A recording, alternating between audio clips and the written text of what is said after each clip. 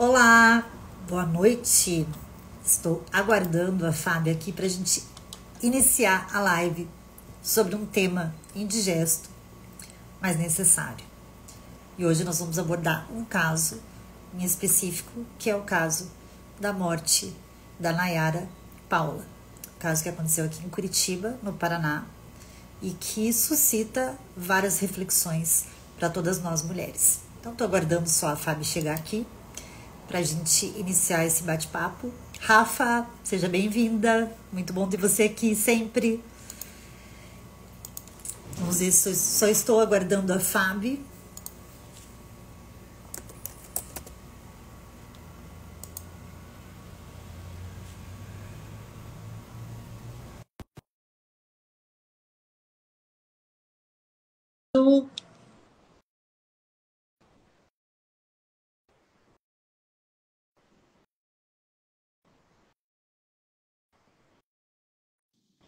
Boa noite. Boa noite.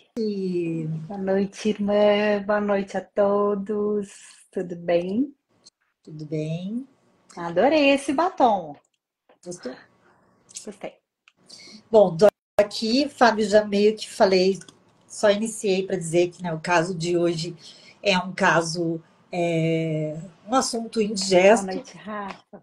que nós aqui do Entre Irmãs, a gente não gostaria de falar sobre esses assuntos, sobre esses temas, que são tão difíceis e tão dolorosos para a gente também.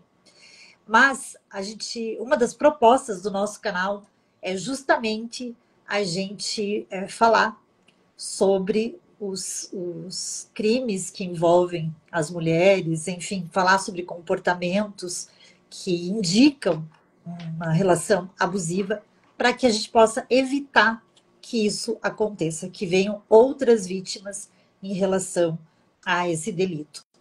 A mulheres, tantas mulheres que acabam tendo suas vidas ceifadas por conta de um comportamento que nós não podemos naturalizar. Fábio, caiu ou sou só eu que estou paralisada? Alguém me fala, estão me ouvindo?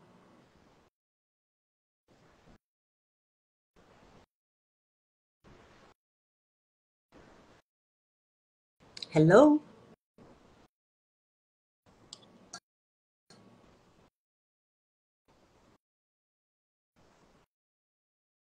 Ah, acho que vocês estão me escutando, gente. Alguém coloca aqui se está me ouvindo.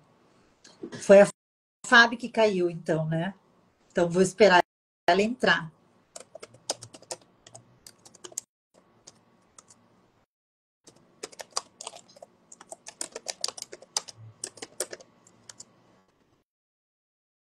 Oi, Fábio. Oi, Ju. Então, estou esperando a Fábio entrar novamente para poder continuar aqui.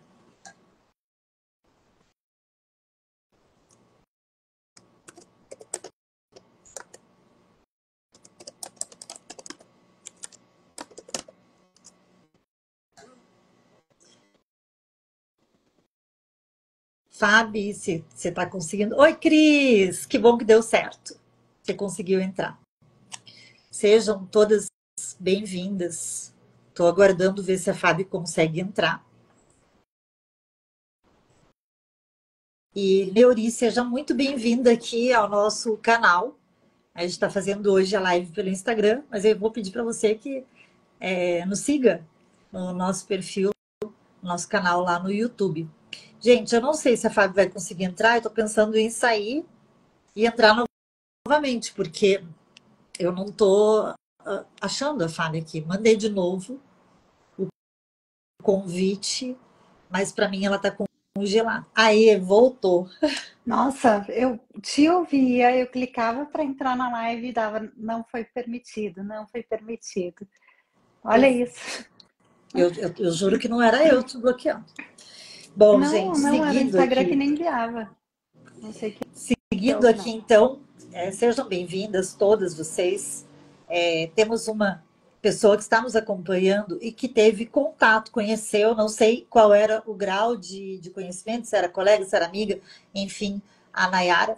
e ela até mandou mensagem num dos posts que foram feitos, que foi um que foi compartilhado pelo canal, mas ele nunca me bateu, que é um canal que eu acho sensacional, indico para todo mundo, para todas as mulheres que sigam, até a começar pelo título, porque muitas vezes que eu atendo mulheres, o que elas me relatam quando elas me contam situações de violência, elas começam justamente com essa frase: ah, ele já fez isso, mas ele nunca me bateu. E a gente não pode minimizar e tampouco normalizar uma violência que acaba com a vida das mulheres no seu mais alto grau, né? Quando ela chega no ápice. Para falar um pouquinho sobre isso, eu vou começar dizendo um pouquinho sobre o fato da Nayara. A Nayara era uma jovem, Nayara Paula Conceição Silva. Ela tinha 29 anos de idade e no dia 9 de abril de 2023, ela foi assassinada covardemente pelo seu ex-companheiro Luiz Fernando Leite, que na época tinha 38 anos de idade. Nayara não é apenas um número na triste estatística do feminicídio no Brasil. Nayara era um corpo, uma alma e uma vida que se soma às 1.462 mulheres que naquele ano foram vítimas do machismo e da misoginia que todos os dias violenta mulheres pelo simples fato de terem nascido mulheres. É muito triste, né, Fábio? Hoje a gente vai contar um pouco sobre esse caso, em razão do julgamento que aconteceu agora, recentemente, foi dia 20, segunda-feira passada, aqui em Curitiba, e que acabou com a condenação do ex-companheiro da Nayara à pena pelo crime de feminicídio de 23 anos e 4 meses de reclusão, inicialmente em regime fechado. Eu sei, já vi pelas matérias divulgadas, que a defesa do Luiz Fernando pretende recorrer, mas eu gostaria de colocar para vocês, antes de entrar especificamente no caso e a gente poder abordar algumas questões de comportamento, que eu gostaria também que a Fábio trouxesse pelo lado da psicologia, porque eu sei que ela também atende bastante mulheres que relatam situações e que elas, às vezes, elas mesmas, muitas vezes, normalizam aquelas situações de violência por não identificarem que há um abuso justamente em razão da cultura com a qual nós somos e fomos e somos ainda criados. Antes de mais nada, eu gostaria de pontuar que o feminicídio só se tornou crime no nosso ordenamento jurídico em 2015. Então, claro, havia morte de mulheres, mas eram todas enquadrados, todos os acusados eram enquadrados no crime de homicídio. Depois, após um estudo, esse recorte de gênero foi necessário porque havia, obviamente, um distanciamento muito grande em relação aos homens que eram mortos e às mulheres que eram vítimas. Além desse recorte, o outro recorte é que as mulheres vítimas de homicídio eram, em sua maioria, vitimadas por alguém próximo. Ex-namorado, namorado, companheiro, ex-companheiro, marido, ex-marido, enfim, alguém muito próximo, alguém do seu relacionamento, do seu convívio, alguém com quem ela saiu, com quem ela tinha algum envolvimento. Em razão disso, tornou-se, portanto, necessário a qualificação dessa modalidade de crime em razão da mulher, da condição de mulher, para feminicídio. Em 2024, no dia 10 de outubro, a Lei 14.994, ela aumentou a pena do feminicídio e tornou um crime autônomo no Código Penal. Assim como é hoje o crime, como já era, né, o crime de infanticídio ou o próprio homicídio. E a pena foi aumentada de 20 a 40 anos de reclusão. Lembrando que antes a pena era a mesma do homicídio, portanto, era de 12 a 30 anos. Além disso, o objetivo, além de facilitar a classificação do crime, também foi permitir que o feminicídio tenha circunstâncias qualificadoras.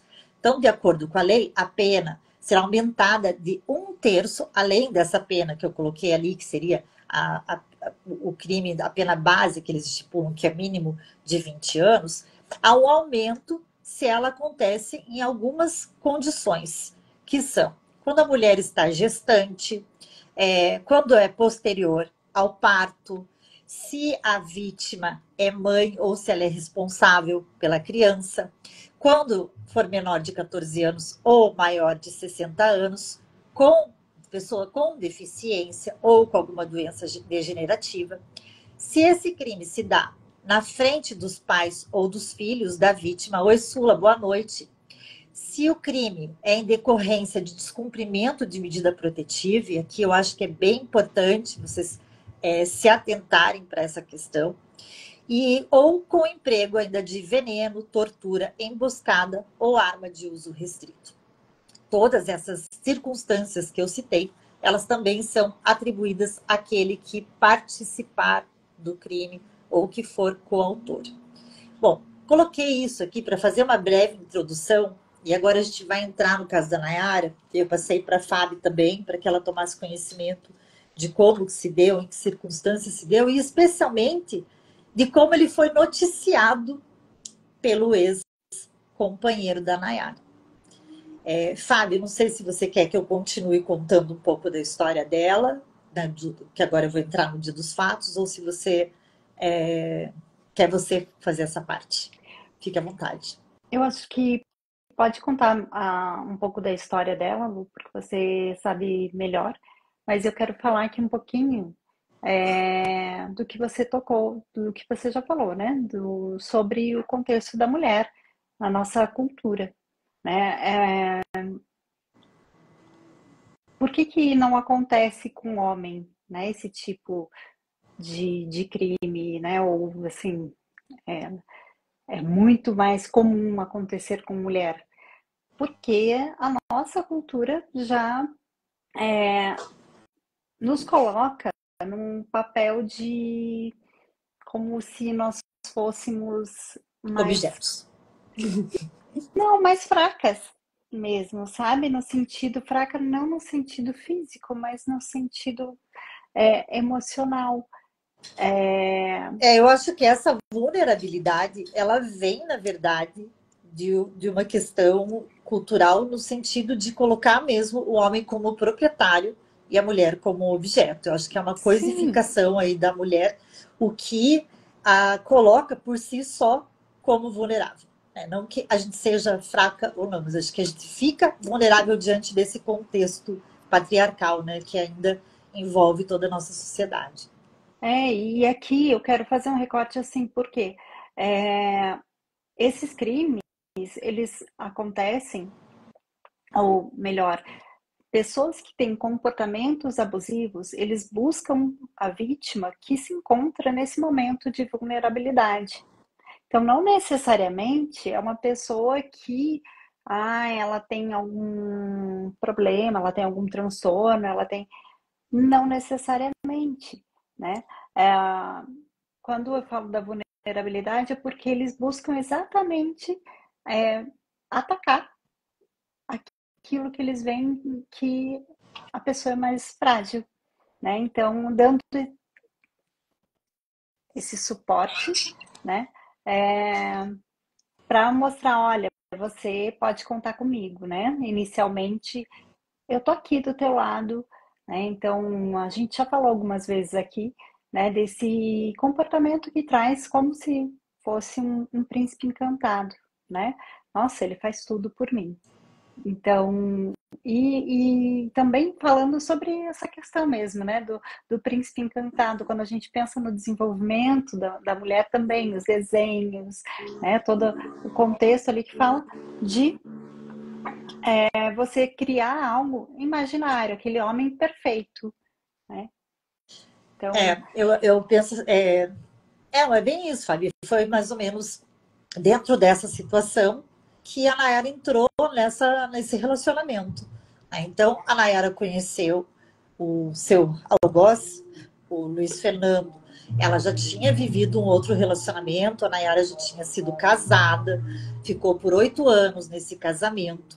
Ela era amiga do ex-marido, inclusive ele foi uma das testemunhas prestou depoimento nesse caso, porque embora eles tivessem terminado o relacionamento, ele a socorreu em alguns momentos de fragilidade nessa relação, o que demonstrava, portanto, que já existia uma animosidade ali. Eles estavam há um pouco mais de um ano juntos, ela e o Fernando. O que se tem do fato, do caso? Ela conheceu, se encantou. Obviamente, uma coisa que a gente sempre pontua aqui, gente, nenhum agressor vai chegar dando porrada na cara da sua vítima. Nenhum. Todos eles vão chegar muito sedutores, muito cordiais. Eles vão fazer as vontades da sua vítima, porque eles vão pescando ali aonde estão os pontos de vulnerabilidade dessa mulher. Com a Nayara não foi diferente. A Nayara era uma menina que tinha sonhos, trabalhava, salvo engano, no Senac, tinha a intenção, fazia cursos, tinha a intenção de se aperfeiçoar ainda mais, de crescer profissionalmente. Ela deixou um caderno com planos dela para 2023. Nesses planos ali, ela colocou me amar, me aceitar em primeiro lugar, fazer viagens. Enfim, ela fez uma listinha dos planos que ela tinha. Em alguns tópicos, ela inclusive incluía o companheiro, que na ocasião era o Fernando. Então você vê que ela está dentro daquela relação totalmente envolvida. Durante essa relação, tiveram alguns conflitos que foram ali aparecendo no processo, né, com as provas testemunhais, que era assim que a relação deles não era tão boa assim, que ele exercia um controle absurdo em relação à Nayara. A irmã relatou que quando a Nayara ia visitar, porque ela foi morar junto com ele, né? Quando ela ia visitar a irmã, ela tinha que dormir, pasme, com o celular em FaceTime, em vídeo. Ele tinha que ouvir a respiração dela que ela estava dormindo. Então, é uma forma de controle absoluta, ao ponto dela estar na casa da irmã e ainda assim ter que manter o celular ligado no FaceTime durante o período de descanso, que era uma forma de lhe garantir, portanto, que ela não estaria traindo, que ela não teria saído, que ela estava de fato dormindo. Isso acontecia quando ela ia dormir na casa da irmã, quando ela ia dormir na casa da mãe. A mãe não morava aqui em Curitiba. Então, são situações que mostram já, ligam todos os sinais de alerta, né? Para mim, essa é uma situação que a gente não devia nem falar que é um alerta, porque é algo surreal. Mas, quando a gente faz isso, a gente pensa assim, tá, mas a Nayara não percebia isso. Gente, quando a pessoa está envolvida nesse relacionamento, obviamente ele não dizia para ela, quero que você fique com o telefone para eu te controlar. Não era assim. Era, só consigo dormir ouvindo você, sinto que você está mais perto. Eu não gosto de dormir longe de você. Então, se você puder ficar com o celular ligado para a gente dormir juntos. São formas muito sutis, as justificativas que se apresentam, e ele, durante o interrogatório dele no júri, ele inverteu tudo isso. Ele jogou a culpa na depressão dela e, de fato, ela desencadeou um processo depressivo, de fato, ela estava em tratamento, de fato, ela fazia terapia, de fato, ela tomava medicamentos. E tudo isso ele utilizou no interrogatório dele contra a própria Nayara.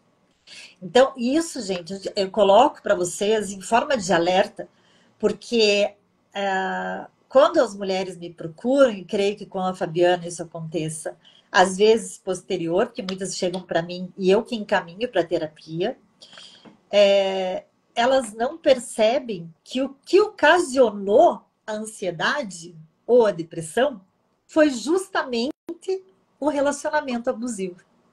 O que as adoeceu, o que as colocou naquele lugar foi aquela relação. E que ela depois vai ser usada, né? Como nesse caso foi usada pelo próprio Luiz Fernando, que tirou a vida da Nayara. O que aconteceu? Dentro desse contexto, só para contar um pouquinho brevemente aqui para vocês a história. A Nayara, então, estava nesse relacionamento, como eu disse para vocês, de controle. Ele ficou desempregado. Quando ele ficou desempregado, obviamente a condição ali do casal morando junto mudou. Só ela trabalhava, portanto, ela sustentava a casa. Ela que arcava com as questões da casa. E ali ele começou a exercer um controle ainda maior. Quando ela tinha alguma questão do trabalho, um happy hour com o pessoal do trabalho, ele falava, mas como assim? Não, você não pode gastar o dinheiro. Então ele começou a exercer um controle também sobre o dinheiro que era dela. A gente pode até pensar, poxa, mas será que de um lado ele não tinha razão? Se eles estavam passando por essa situação, de repente dá uma segurada? Não, mas aí o dinheiro para outras finalidades ele podia ser usado. Então tem várias situações que chegaram no processo através dos depoimentos de testemunhas que não, que ele realmente a impedia. Ele foi tudo que ele pôde fazer para diminuir o contato da Nayara com as pessoas de fora, com seus amigos, com os seus familiares, ele fez. Ao ponto de que a Nayara cortou durante um período relações totalmente com a mãe dela. Por quê? Porque a mãe, certa vez, pegou o telefone, ligou para o Luiz Fernando e falou: não admito que você trate a minha filha dessa forma. Eu estou percebendo o que você está fazendo e eu não admito. Obviamente, ele foi, brigou com a Nayara por conta disso. Você foi contar para sua mãe, não sei o quê, briga de marido e mulher, ninguém mete a colher, essas coisas a gente resolve dentro da nossa casa, amorzinho para cá, amorzinho para lá. A Nayara ficou a favor do então companheiro. E, claro, gente, não, a gente nunca, nunca, nunca, jamais deve julgar a vítima. Porque quando a vítima está numa relação abusiva, existe ali também toda uma dependência emocional para chegar no ponto que chega. Como eu disse, esse Ela está controle ele envolvida, né, Lu? vem muitas vezes mascarado, né, em forma de cuidado, de proteção, e não em forma de controle, efetivamente, né? Estou cerceando você de todo o contato externo, que era o que acontecia com a Nayara. Então, tem várias peculiaridades do caso, que eu vou deixar até um link de um vídeo, se vocês quiserem acompanhar. Tem um canal no YouTube que se chama Tribunal do Júri, se eu não salvo engano, e em que ele passou alguns tópicos ali, alguns momentos do próprio julgamento. E é bastante extenso, né? Tem vários depoimentos, então não tenho como replicar tudo o que aconteceu aqui. Mas o fato, como que culminou na morte da Nayara? A Nayara, certa vez, estavam discutindo e ele a segurou firme pelo pulso. Até então, a violência era nessa forma de controle, de manipulação. Existia uma violência patrimonial e uma violência psicológica, né, que foi criando a dependência dela e colocando e minando com a autoestima dela. Isso foi evoluindo. E aí a gente percebe muito bem, nesse caso da Nayara, a escalada da violência. Porque, como eu disse para vocês, ninguém chega já dando uma porrada na cara. Então você percebe ali a violência psicológica, que é com essa forma de controle, de querer que a vítima fique ali a todo momento sob os seus olhos e fazendo aquilo que você quer. Isso vem, como disse, de uma forma muito velada. Mas nesse dia, a situação se agravou um pouco. E ele queria o celular dela e ele segurou firme no pulso dela, de forma que a deixou marcada. Nesse dia, quando ele saiu de casa, agora não me recordo se foi ele ou se foi ela que saiu, mas sei que ela mandou uma mensagem para ele. E nessa mensagem, que veio para o processo, ela disse: deu, para mim acabou. Você chegou num ponto que para mim não dá. Não quero mais essa relação.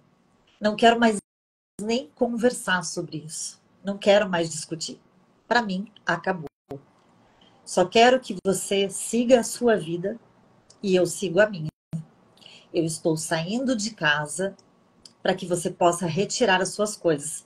Lembro, gente, vocês, que como ele tinha ficado desempregado, o contrato de locação do imóvel, do apartamento, era ela que pagava, estava em nome dela. Então ela pediu: quero que você tire as suas coisas e a nossa relação acaba. Segue o teu caminho, que eu vou seguir o meu. Não dá mais. Enfim, ele um pouco se contradisse ali e tal, mas finalmente ele falou para ela: não, tirou as coisas e tal. Nisso você tinha no processo, você vê várias mensagens que ela trocou com as amigas, aguardando tudo isso. Ela foi para casa, para um apartamento de 2 amigos que acolheram ela nesse período. Eles não queriam que ela saísse sozinha, que ela fosse para o apartamento. Ela disse que ela ia retornar porque ele tinha mandado uma mensagem que ele já tinha ido no apartamento retirar as coisas. E ela foi no horário que ele não estaria lá. Ela chega no apartamento, ela verifica que realmente as coisas dele principais não estavam mesmo mais lá, as coisas mais pesadas, talvez, e que ficavam mais no campo visual dela, talvez. Né? E aí ela fez um vídeo. Esse vídeo aparece também no julgamento e aparece, se vocês forem ver, nos casos comentados sobre esse fato, também aparece. Foi o último vídeo que a Nayara gravou. Ela gravou um vídeo com uma taça de vinho no Instagram. Na legenda ela escreveu Freedom e ela fala: finalmente estou livre. Ele realmente saiu de casa. Finalmente estou livre.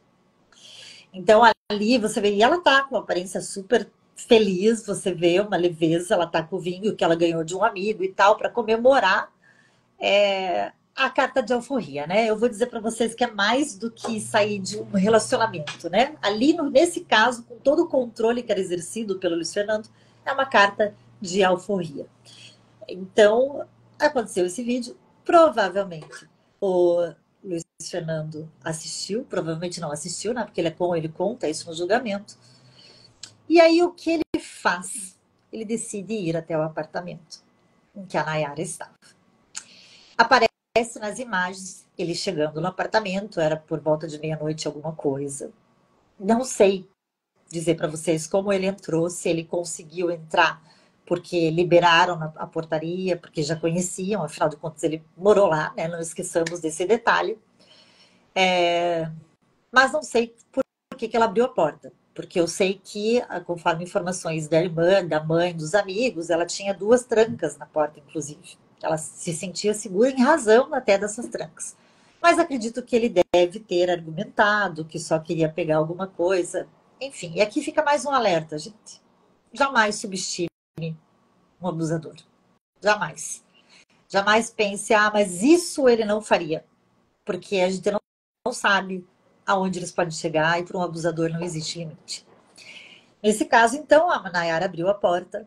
Ele chegou com a mochila dele para pegar algumas coisas que, segundo ele, teria esquecido. Aí vem 2 versões dos fatos, né? Ele narra uma situação e a cena e as testemunhas e o próprio corpo, porque o corpo fala no seu laudo, demonstram outra. A cena que se encontrou quando a polícia chegou foi o corpo da Nayara com um fio de celular enrolado no pescoço e com marcas de facadas. Quem chamou o socorro, o SAMU inicialmente, foi o próprio Luiz Fernando. O que ele alegou para o pessoal do SAMU, e ele também tinha cortes no braço. O que ele alegou foi que ele acordou, tipo, eles tiveram uma discussão e tal, que eles estavam rompendo, que ela não aceitava o fim dessa relação e que ele estava um pouco confuso com o que teria acontecido, ele estava um pouco perdido, que ele acordou com a esposa desfalecida ao lado dele e verificou que ele também tinha machucados. Mas que ele não sabia muito o que tinha acontecido. Falou que ela tinha depressão, que ela fazia uso de medicamento, que ela não aceitava muito o fim da relação, enfim, distorceu totalmente a história dos fatos. Quando ele fez a ligação, já inicialmente, a pessoa que atendeu essa ocorrência desconfiou que tinha algo errado quando ele ligou. Olha, minha esposa, acordei, não sei o que aconteceu, mas ela tá aqui, caída, assim, assim, assada. A pessoa desconfiou e, simultaneamente, encaminhou também a polícia, que foi uma grande sacada. Então, quando a polícia chegou lá, ouviu a história dele ali naquele momento, veja, ele não está prestando depoimento nem nada, a gente tem que informar um local de crime. Mas chegou e, obviamente, isolou aquela área. E ali começou-se uma investigação. A cena encontrada era incompatível com a história contada pelo Luiz Fernando. Uma história que ele mudou com algumas pequenas mudanças em um ponto ou outro ao longo do processo e das investigações. Então, no final, ele confessou no júri o crime, mas disse que o fez em legítima defesa, que a Nayara teria tentado desferir contra a sua vida, a vida do Luiz Fernando, e que ele tirou a faca dela e para se defender, então, ele desferiu aquelas facadas. Mas ele alega também que a Nayara queria tirar a sua própria vida. Que ela ia matá-lo e depois tirar a sua própria vida. Então ele misturou várias questões, né? No primeiro momento ele disse que ela teria cometido suicídio, que foi a primeira versão dele na polícia. No júri ele confessa, mas ele diz que foi uma legítima defesa, que ela veio com a faca para cima dele. Vejam, a Nayara foi encontrada na cama, no quarto do casal. A cama cheia de sangue. O corpo dela, a roupa que ela estava limpa. Não tinha mancha de sangue visíveis pela casa, mas tinha o cheiro de limpeza. Ele estava com o braço machucado, cortado, mas estava limpo, e vejam que ele ligou pela manhã para o socorro. Ele entrou no apartamento dela à meia-noite e pouquinho. O laudo aponta que quando eles encontraram, o corpo já estava rígido, o que indica que ela teria morrido horas antes. Então, a versão dele já quebra aí. Segundo, ele não explicou também o que seria daquele fio de celular enrolado no pescoço da Nayara. Na primeira versão, na polícia, ele fala que foi a tentativa dela que ela teria tentado, que ela teria cometido, né? Suicídio. Falar assim, porque senão o YouTube depois derruba a gente, sabe? E desferido contra a vida dele. Mas é óbvio, isso não se sustentou, até porque o laudo indicou que ela morreu decorrente, que quando foram dadas as facadas, ela estava viva, ela não, obviamente, mas eu digo porque foi o que aconteceu primeiro, e posteriormente ele amarrou e foi estrangular.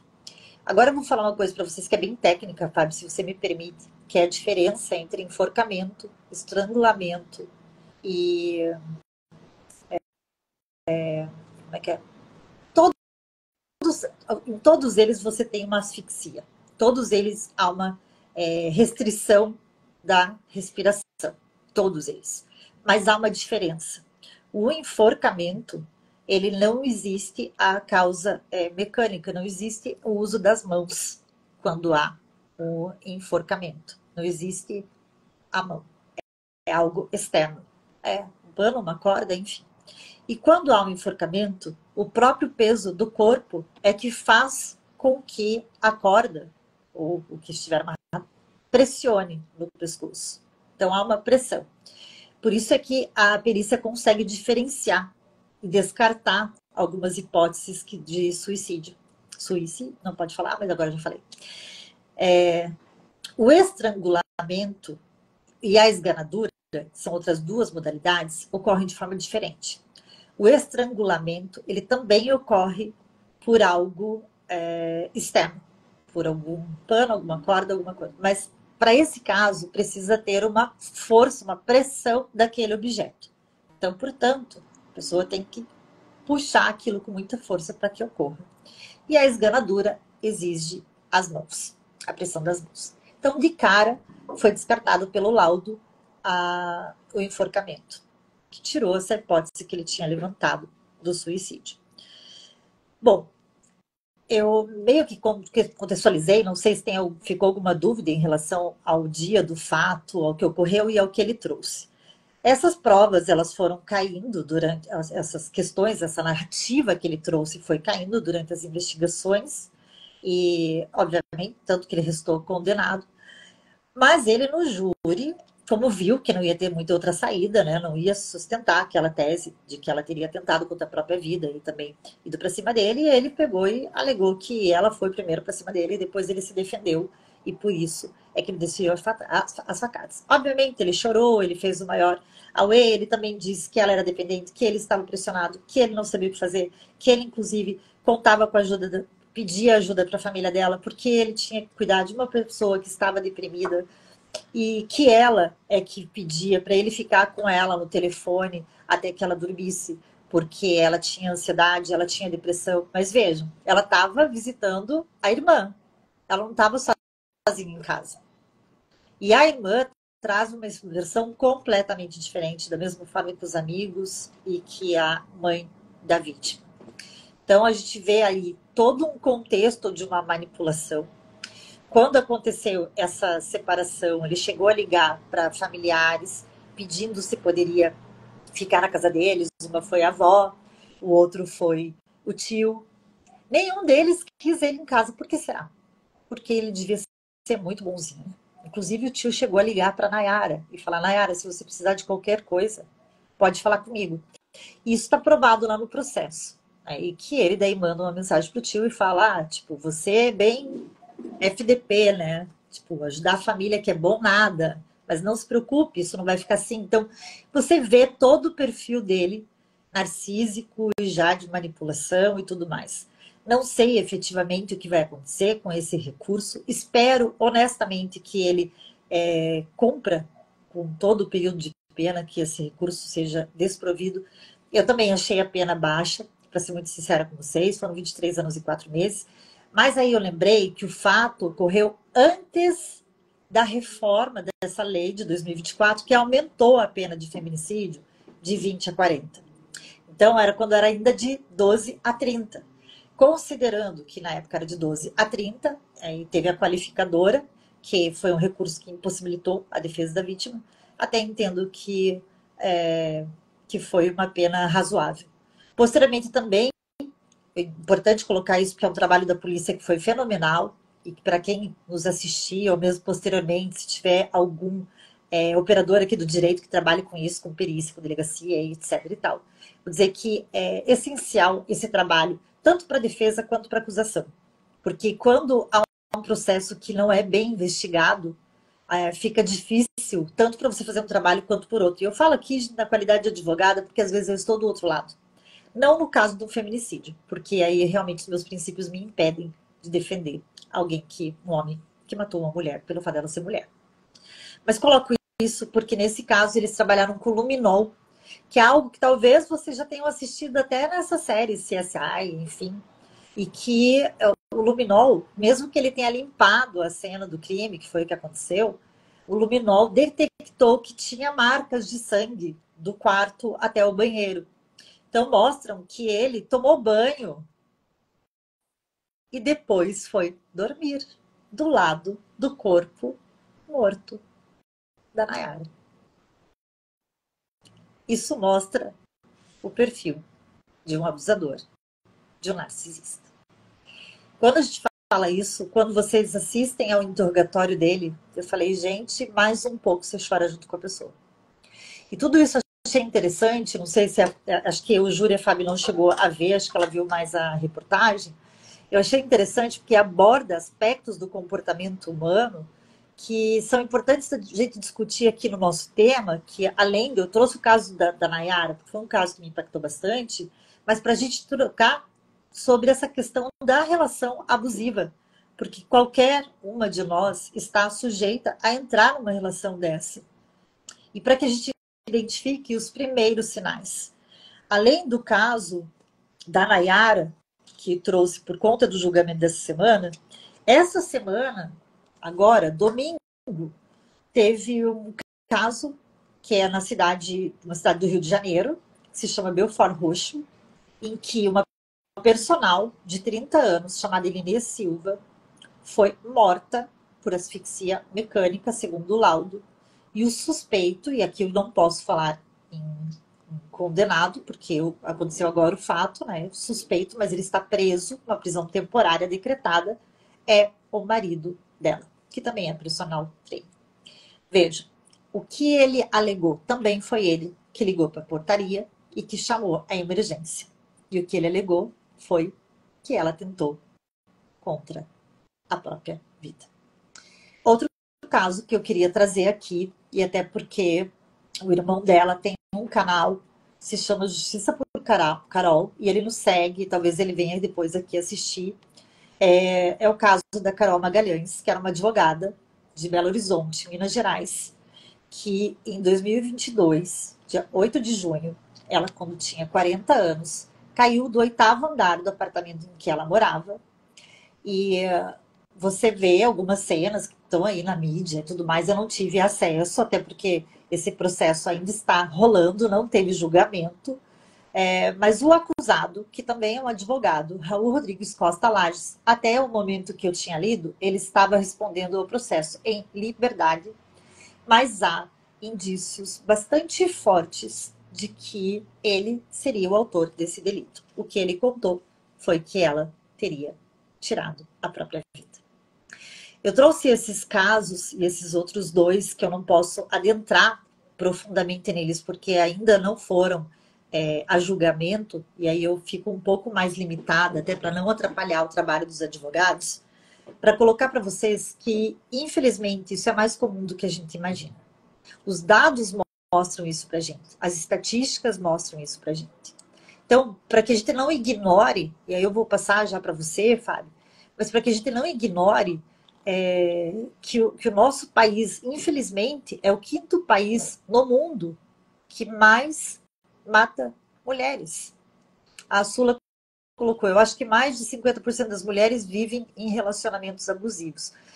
Eu não vou falar que mais de 50% dessa forma, sim, Sula, mas eu vou te trazer alguns dados que a própria ONU trouxe e que eu acho bastante triste, é que diariamente no mundo são 140 mulheres mortas por alguém da família, o que equivale a 1 a cada 10 minutos.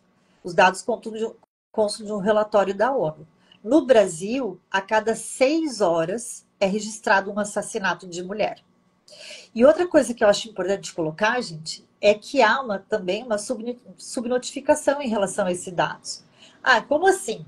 Mas se a pessoa tem materialidade, se tem uma mulher que foi morta, sim. Mas nem todos os casos foram enquadrados em feminicídio. Alguns foram dados como homicídio, alguns encerrados até como a pessoa ter atentado contra a própria vida. A gente não pode ignorar que isso ainda aconteça. Vejam que esses fatos, mesmo da Carol Magalhães, é um dos fatos que podia ter sido encerrado, porque no início das investigações, o caso dela é um caso que eu quero trazer aqui depois que ele for condenado, que se Deus quiser será. No início das investigações, a polícia militar que atendeu a ocorrência acatou totalmente a palavra do ex-companheiro dela de que ela tinha tirado a própria vida. Então, se comprometeu ali toda a cena do crime. E nesse caso, uma quebra na cadeia de custódia compromete toda a investigação porque as provas são comprometidas. É muito mais frágil de você conseguir depois demonstrar. Então, vejam o perigo disso. Né? E o que eu gostaria de trazer é que a violência tem um ciclo, tem uma escalada para que ela aconteça. A gente sabe que não se inicia assim. E a nossa intenção com o nosso canal é que a gente possa refletir e prevenir que qualquer uma de nós seja mais um corpo naquelas estatísticas. Fábio, eu passo a palavra para você, que já estou aqui falando um tempão. Agora, Não é, deixo com é, você para falar um é, pouquinho sobre os comportamentos. então, eu quero falar um pouquinho aí do comportamento, né, abusivo, começar falando que não necessariamente a pessoa que tem um comportamento, o indivíduo que tem um comportamento abusivo, ele tem um transtorno. Ele pode ter um transtorno, mas não necessariamente. E quando se tem sim um transtorno, que características são, né? Como que eu posso identificar? A gente já trouxe aqui, mas eu vou colocar mais uma vez, né? Que comportamentos manipuladores, eles têm um foco excessivo neles, né? A pessoa que tem um comportamento abusivo, ela pensa nela sempre em primeiro lugar. Então, tem essa questão da falta de empatia. Geralmente, eles não têm muitos amigos, né? Então, as amizades, elas são superficiais. Não são amigos de longa data, numa intensidade ali que você fala, nossa, é bem íntimo. Não, eles não têm muita intimidade. E você bem colocou, né, Lu, nesse fato aí da Nayara, veja só, até com o tio dele, né, ele não mostrou uma intimidade dentro da relação familiar aí, né? Então, são pessoas que têm sim um sentimento de superioridade, né? Eles exibem uma imagem de que eles são perfeitos, de que eles querem estar ali sempre, é uma questão de parceria, como você disse, não chega ali mostrando que ele pode apresentar riscos para essa pessoa, muito pelo contrário, né? E aí eu também volto para o outro lado, que é o quê? Como é um relacionamento saudável, né? Como é uma parceria de fato.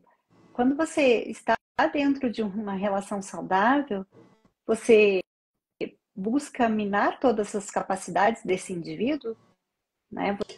Você busca isolar esse indivíduo, que é o que um manipulador faz, né? Elimina as capacidades justamente para deixar essa pessoa mais vulnerável e ele começa diante de um ponto que essa pessoa tem uma vulnerabilidade. Então, deixa que eu faço isso para você.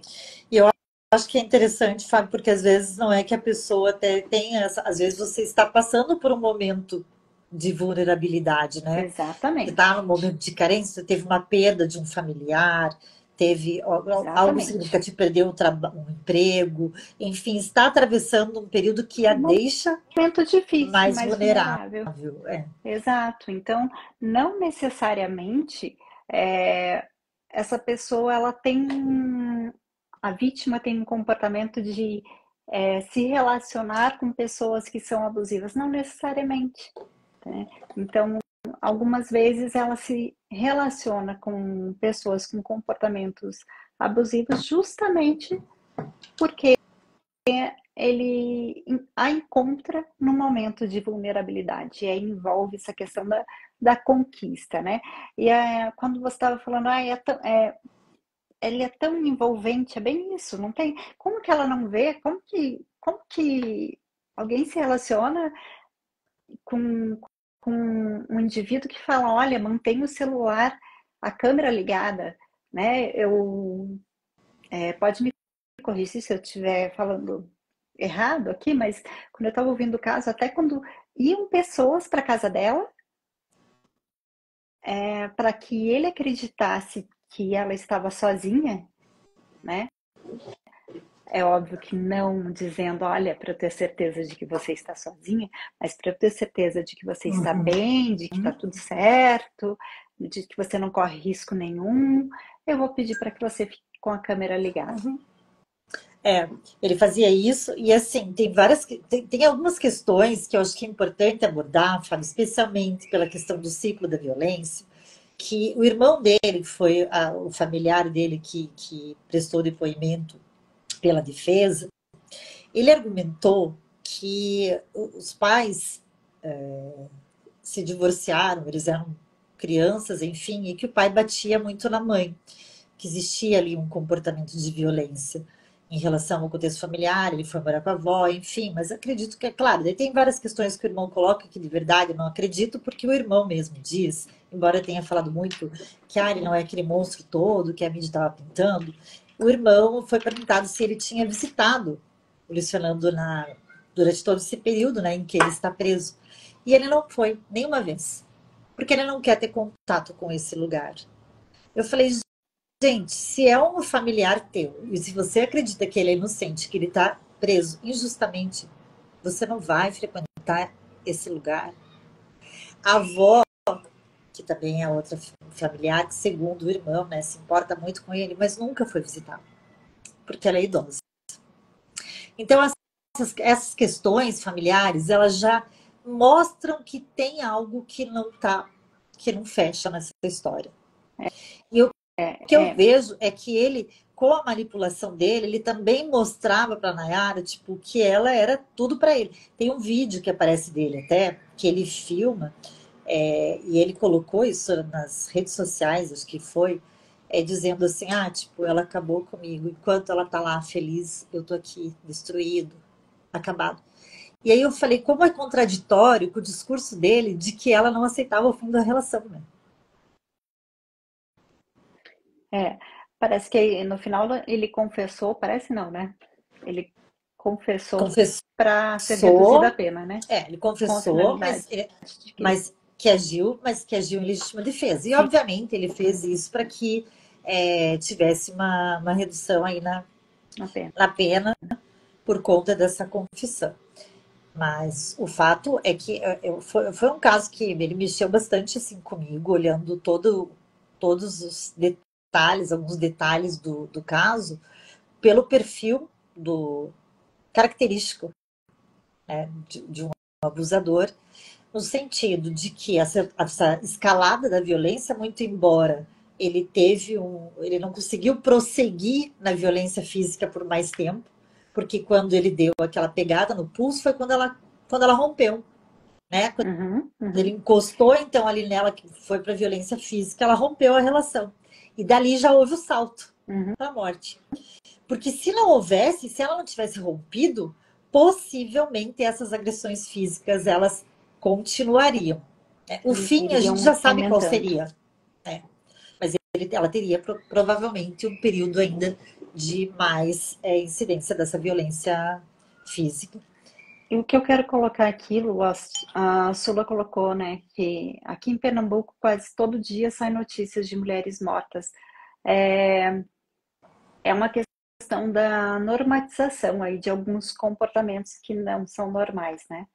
Por isso que a gente fala aqui tanto de uma autonomia, né, de você, como a vítima, ela é acessada num momento de vulnerabilidade, né, e também colocar assim o quanto é importante a rede de apoio, né? Mesmo no caso da Nayara, a gente pode ver ali que ela teve amigos que disseram para ela sair fora, né? É, ela, obviamente, né? A gente vê, poxa, ela saiu, ela pediu, ela deixou claro, mas teve algo que a convenceu, que ele fez, que a convenceu a abrir aquela porta.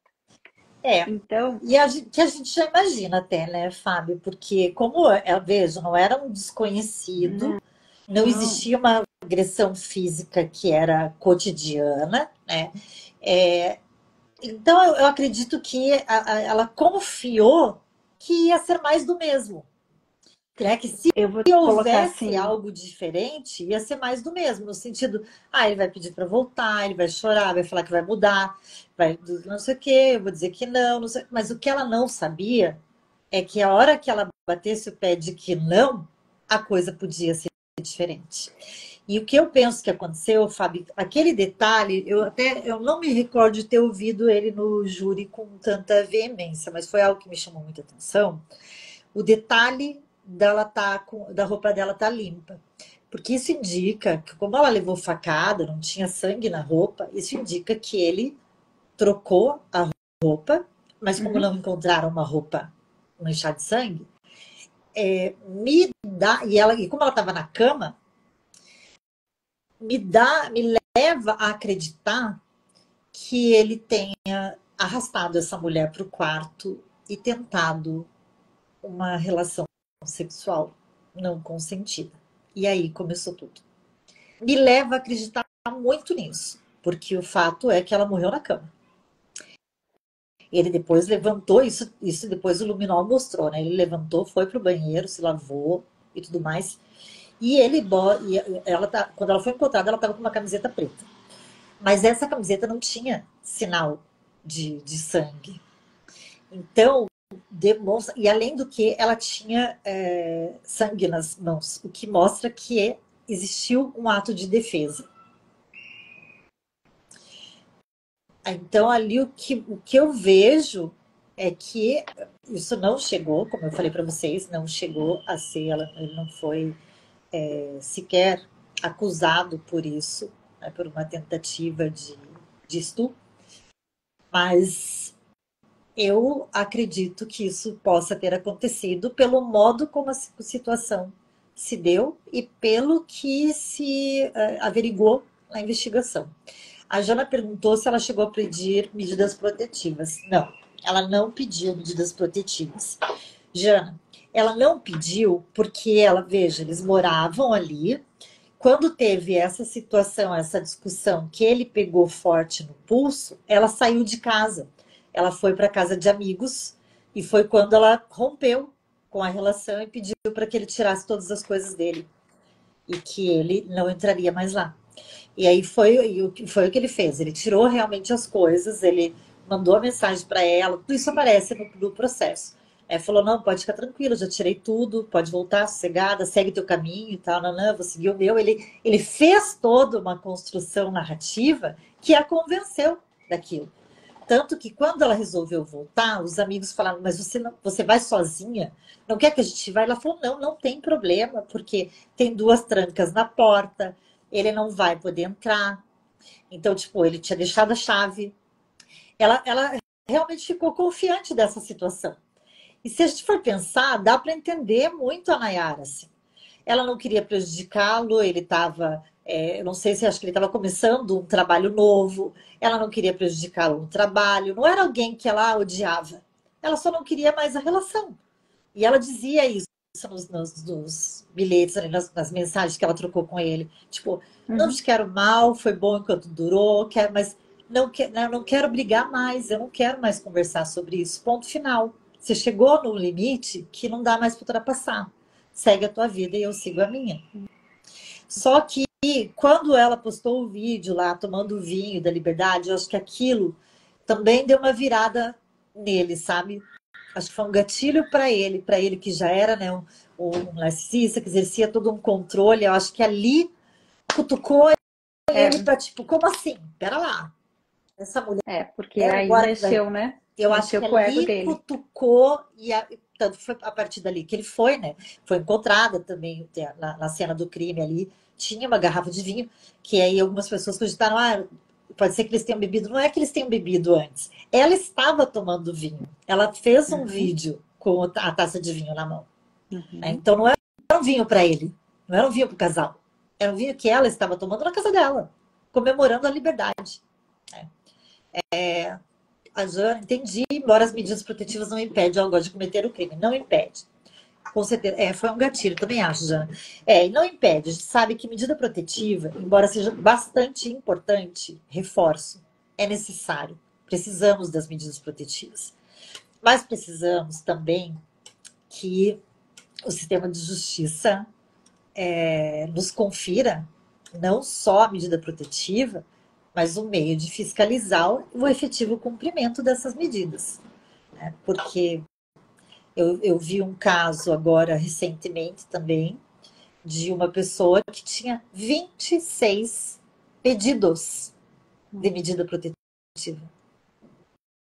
26 negados. E aí vários vídeos dela de um outro estado e tal, e eu também não vou me lembrar o nome, outro dia eu falo sobre esse caso para vocês. A gente está quase que chegando no nosso final, mas eu queria falar mais uma coisa aqui para Fábio, para você complementar. Eu li a listinha de metas 2023 que a Nayara fez. E dá uma dor, assim, de ver, porque ela escreve, né, com a letra dela, isso foi publicado e tal. Então, ela colocou dentre as metas de profissionais, né? Começar um curso de inglês, finalizar minha habilitação, começar um empreendimento, ela aprender a monetizar meu Instagram. Ela estava trabalhando Ela trabalhava com brechó também e tal, que é uma outra forma dela ter uma renda maior. Uma das coisas que me chamou a atenção, além do retorno para a terapia que ela escreveu, ler pelo menos 3 livros por mês. Cara, tipo, fazer yoga, agradecer, me amar e me aceitar em primeiro lugar. Essa frase. E a outra, Fábio, me aproximar mais do meu pai e das minhas irmãs, aprender a dizer não. Essa frase me chamou muita atenção, porque quando você. A gente sabe que nem sempre é fácil para muitas pessoas dizer não. Eu já tive as minhas dificuldades, hoje tenho menos, confesso. Acho que eu tenho bem menos.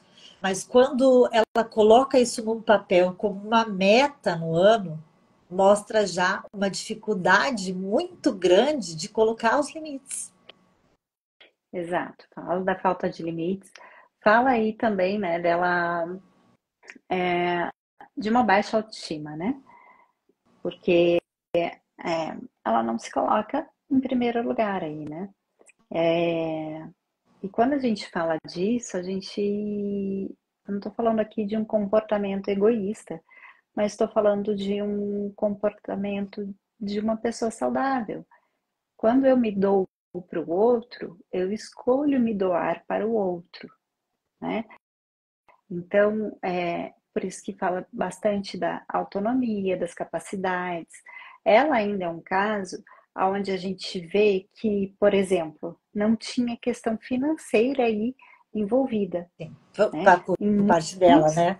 Por parte dela, por que no parte caso dela. ela que arcava com as coisas, né? Ela que arcava, exato. Em muitos casos de abuso, a gente vê que a questão financeira também entra, né? A vítima deixa de ter essa capacidade, né? E aí é mais um fator aí que é muito forte para manter a pessoa dentro da relação. Porque, como eu disse, o indivíduo que é abusador, ele vai minando todas as capacidades. Nesse caso, tá? Ela tinha uma rede de apoio. Ela tinha amigos, ela, apesar de perceber, você vê pelas metas dela, né, que estava um pouco afastada, possivelmente, né, queria intensificar essa relação com o pai, com as irmãs, você vê que quando ela pôs fim, ela busca essa rede de apoio. E, e aí, quando ela fala se, dela se amar mais, né? É por isso que eu falo da questão da autoestima aí, do quanto ela abriu mão do que ela gostaria. Por isso que a gente fala aqui, como você bem colocou, de limites, né? E isso não é difícil de acontecer com qualquer um de nós, né? Por que que eu tô falando sobre isso? Porque parece que assim, nossa, não, jamais vou cair. E quando estamos vulneráveis, facilmente nos deixamos envolver, né, por manipuladores. Né? Bastante tempo atrás, nem sei dizer, gente, na época de faculdade, aí mais de 20 anos, eu li um livro que fala, o título do livro, se eu não me engano, era Os Manipuladores Estão Entre Nós. E é claro que existem níveis aí, mas acredito que Os quando a manipuladores, os Nayara, narcisistas, sim, a gente tem que ter uma ideia, assim, os psicopatas, porque mas Lu, a não, eu questão digo, é sabe, assim, porque as ó, pessoas acham, por exemplo, que o psicopata é só aquele que comete um crime bárbaro. E a gente sabe que não não, é. não, não é, mas assim, ó, é, quando ela abriu aquela porta, jamais passou pela cabeça dela que ele seria capaz de atentar contra a vida dela, porque senão ela não abriria. Então, o quanto é Exatamente. importante a gente entender que a única pessoa que a gente pode dizer que conhece, e ainda assim muitas vezes a gente se surpreende, é com nós mesmos. Os E ainda outros, assim a gente se surpreende, né? exatamente. Os outros, o que é que a gente sabe, entendeu? A gente sabe do outro aquilo que o outro permite ser mostrado. E posso colocar assim, no mundo em que o Instagram e rede social tá aí, a gente sabe do outro literalmente aquele ponto que ele quer mostrar. Exatamente. E eu acho Então, que é importante até fica você aí. pontuar isso, Fábio, pela questão de que muitas pessoas hoje buscam se relacionar e conhecer pessoas através das redes sociais, de canais, né, de relacionamentos, apps de relacionamentos e tal, e que é um caminho que requer alguns cuidados, né? Uhum, exatamente. Por isso que eu falo que é algo que todo dia a gente tem que sim se policiar de olhar para nós mesmos. Será que eu estou fazendo aquilo que eu gostaria para minha vida, né? Porque entre um ideal nosso e o real nosso existe uma grande diferença. Né? Aquilo que eu estou cedendo para o outro, eu realmente quero ceder, né? Aonde estou, né? No meu caso aí, aonde sou eu, a Fabiana, e aonde está o outro. E é esse limite que a gente fala, né? O limite, ele deixa de ser bom quando ele começa a invadir o teu espaço. A palavra já está dizendo, invasão, né? Exatamente. Quando eu começo a me anular. Então, Mas e é, eu acho que é importante colocar essa questão e lembrar também, gente, que independente da situação que você esteja vivendo, da relação que você esteja, de você identificar que eu não consigo sair e tal, a gente sabe que é difícil, a, a vítima é uma vítima, como o nome é uma diz. É vítima. importante demais buscar ajuda. E o que me chamou a atenção na cartinha, nas metas dela, foi a questão de me aproximar mais do meu pai, das minhas irmãs,